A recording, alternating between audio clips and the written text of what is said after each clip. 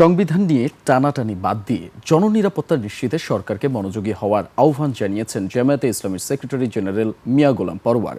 বলেন, আইন শৃঙ্খলা নিয়ন্ত্রণে সরকার জনগণের অধিকার নিশ্চিত করতে পারছে না।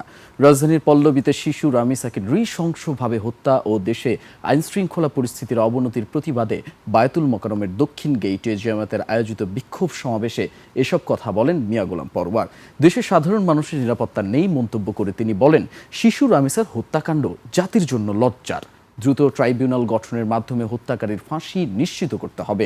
প্রয়োজনে আইন সংশোধন করে ধর্ষণের শাস্তি প্রকাশ্যে মৃত্যুদণ্ড ঘোষণা করতে হবে।